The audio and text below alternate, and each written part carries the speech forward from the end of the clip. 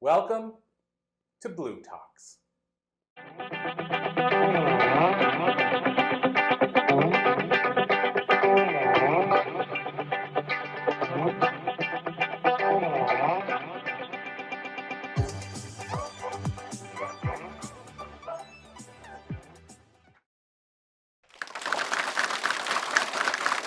Thank you.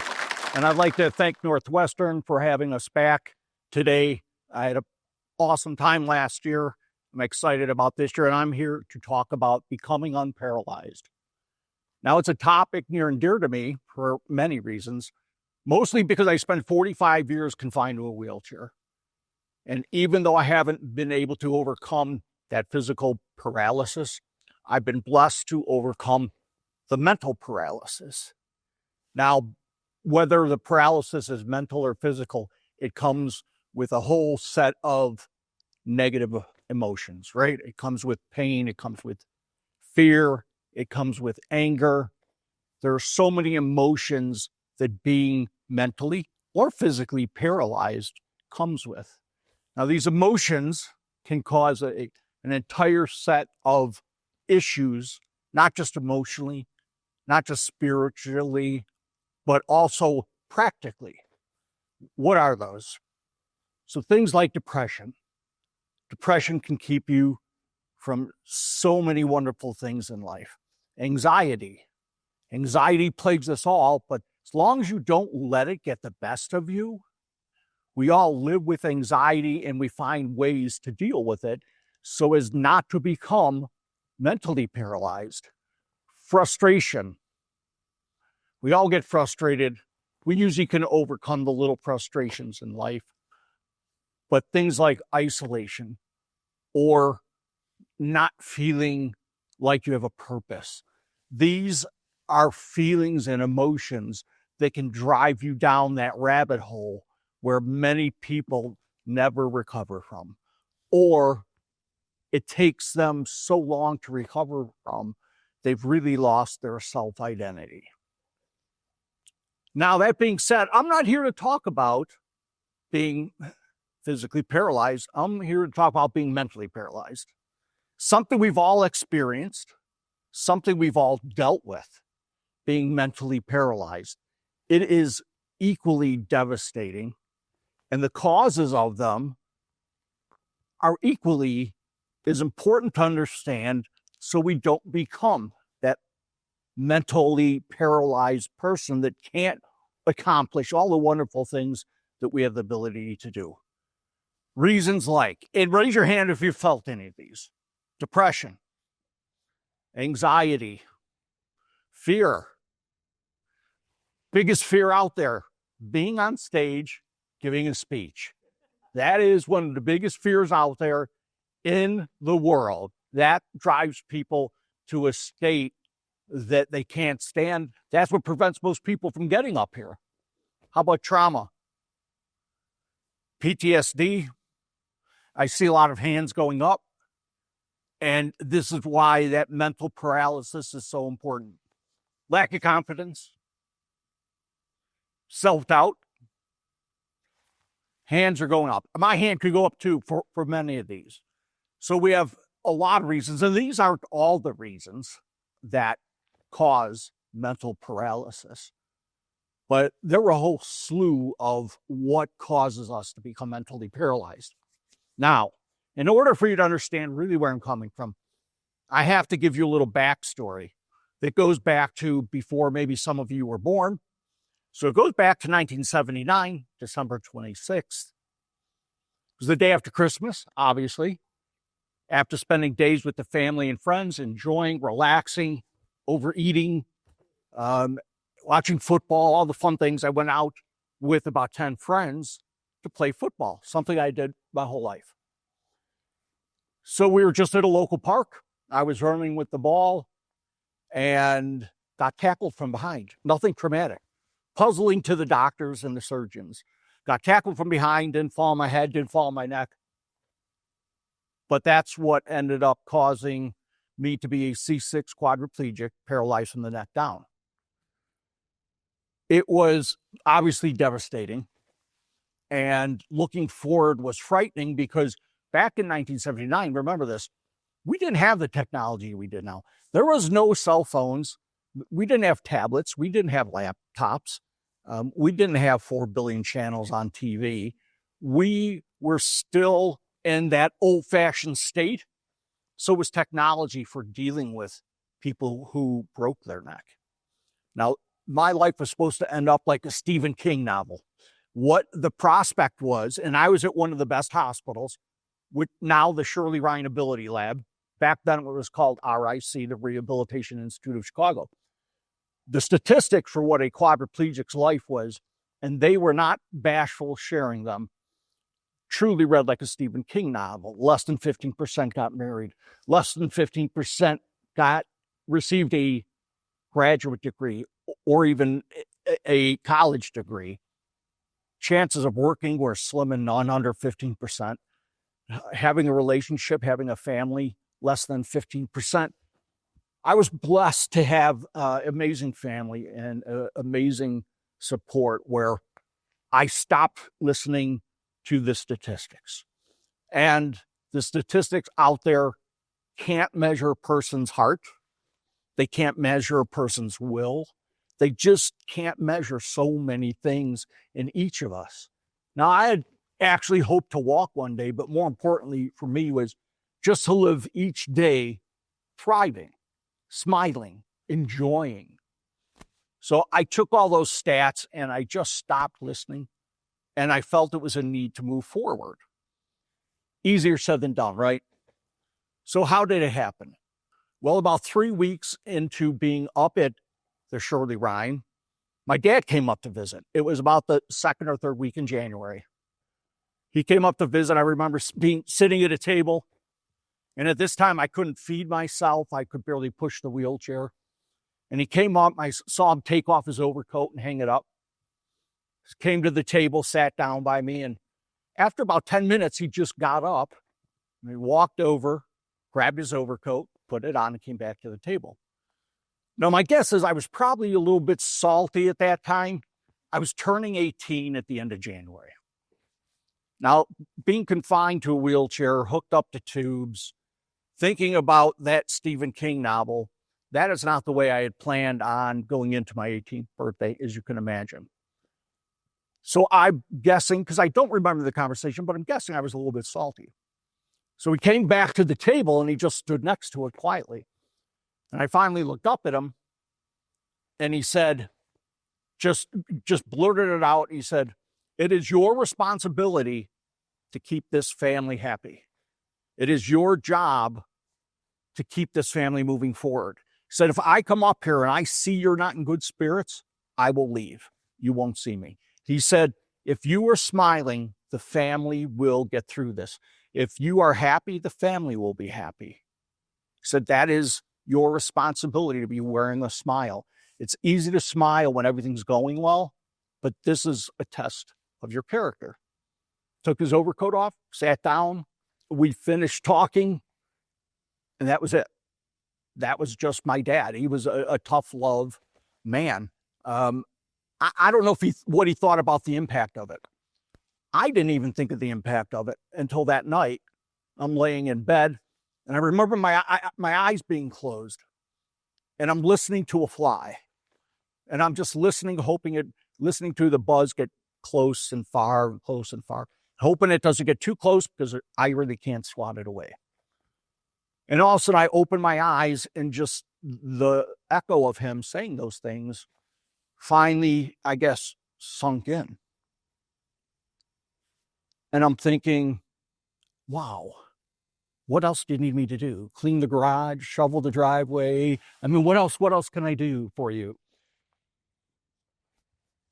I realized that my accident just didn't happen to me. My accident happened to the entire family. The effects of it were much greater than me.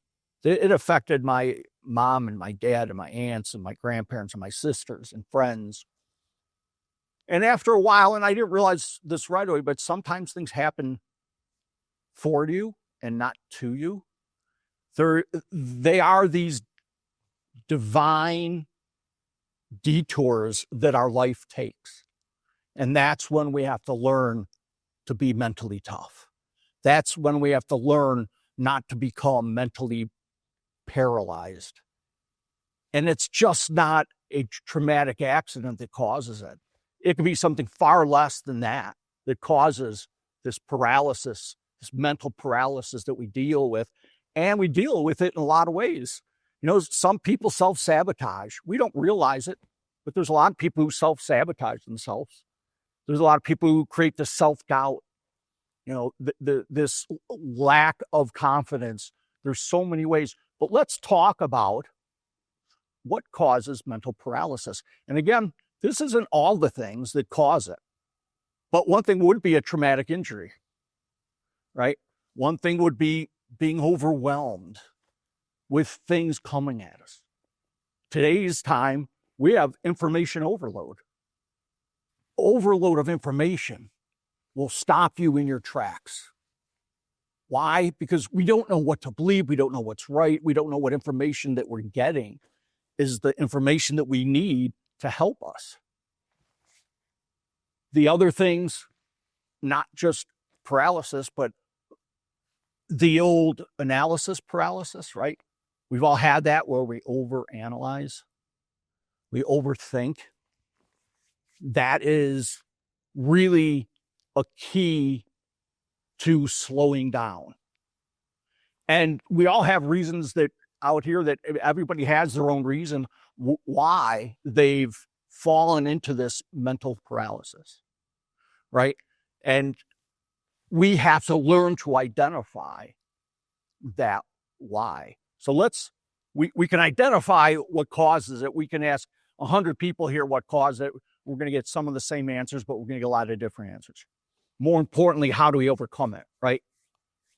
And I have spent years, and I didn't realize I was doing it, but I've spent years coming up with ideas and reading and interviewing people on finding the best demonstrated practice to overcome this mental paralysis. And I've tried to put all that together and find some commonalities that people use to overcome that mental paralysis. Now, when you're overcoming mental paralysis, you have to be extremely intentional about your actions. And the first thing you have to do is identify what is causing that mental paralysis. And this is a time you've got to be extremely honest with yourself. No matter what it is, part your fault, maybe part somebody else's fault, maybe all your fault. Maybe it's just the circumstance at the time.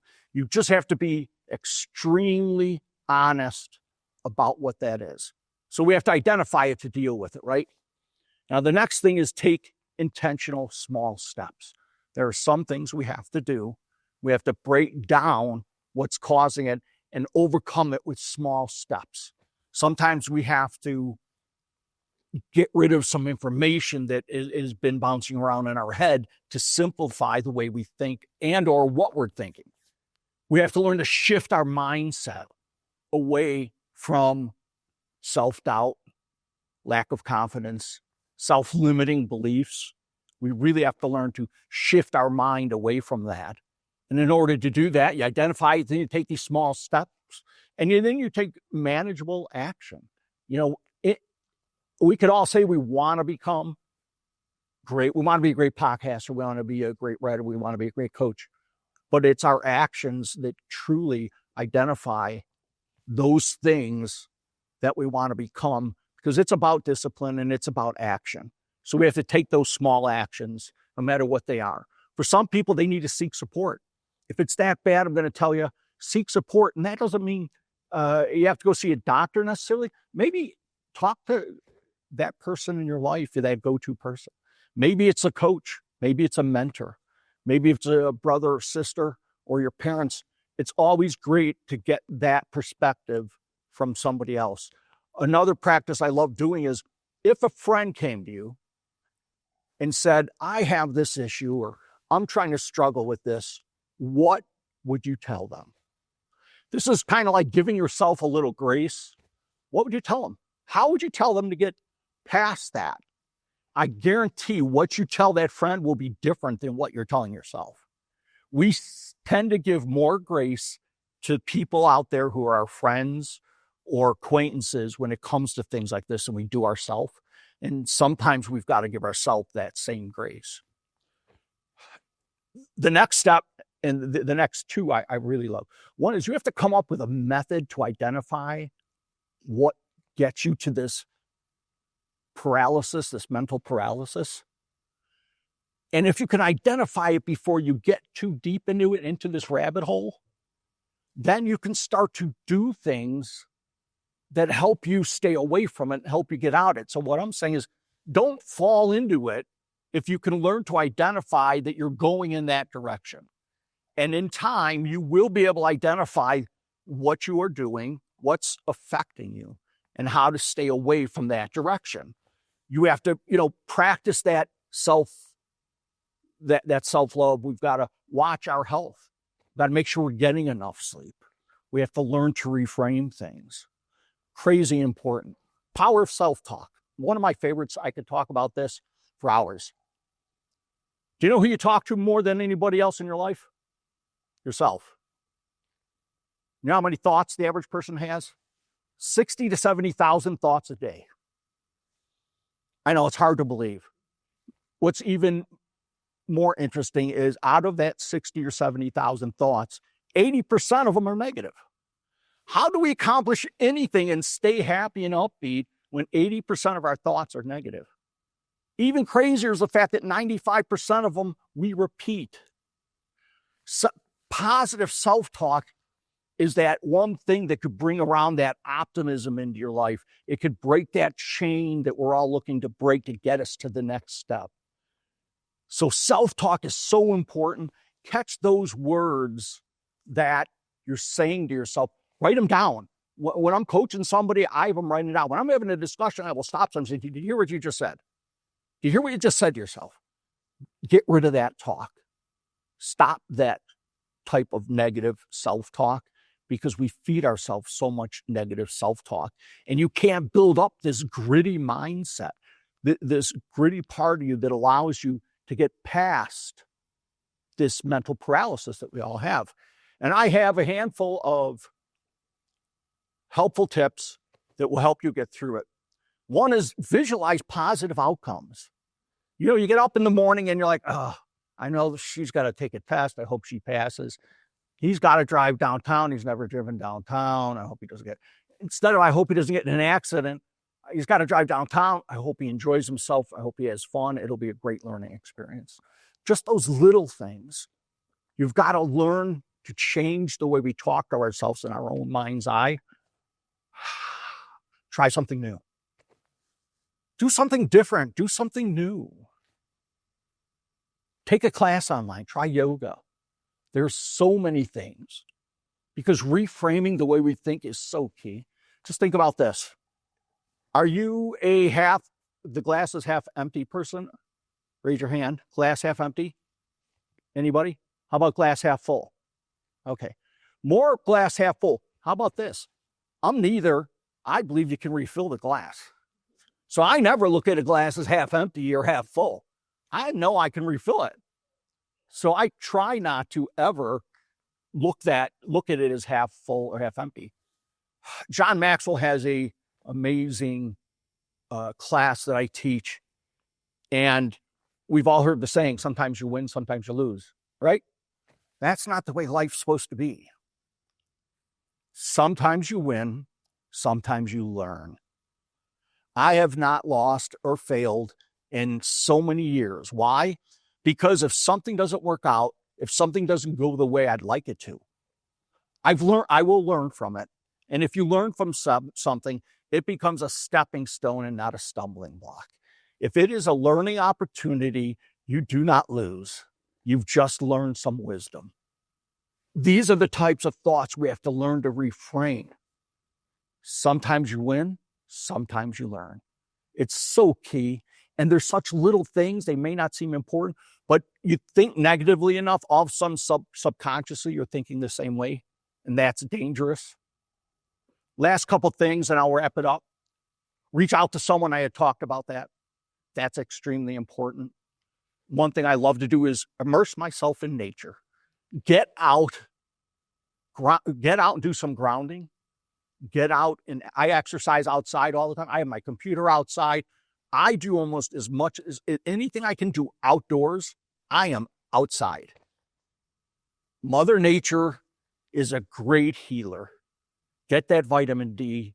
Take your shoes off, walk in the grass. Do some grounding, do some earthing, whatever you want to call it. And the next thing and last thing is really challenge yourself with exercise. Exercise starts all those great chemicals in our body moving forward. It helps you stir those chemicals up that keep you away from getting paralyzed mentally. And I have been so blessed to overcome almost any mental paralysis. I may stay mentally paralyzed for a couple hours, but I will never, nor have I ever let it turn into day. And I won't let a day of it turn into 2 days and 2 days turn into a week. And that's where we all get stuck. Feel free to reach out to me if you have any questions, if you ever need anything, if you find yourself becoming mentally paralyzed. It happens to all of us. Happens to the best of us. It happens. I don't care what your job is. I don't care what your profession is. It happens, and it's going to continue to happen because most people here are that A-type personality, right? You're driving yourself. You're looking for better things. You're looking for bigger things. You're seeking opportunities. That's going to drive you in a direction where you have to overcome and you have to adapt. And it's going to put you in harm's way of becoming mentally paralyzed. But you all have the capability of running through it and not letting it affect you. So keep everything I said in mind. I appreciate everybody being here. Have a great day. Thank you.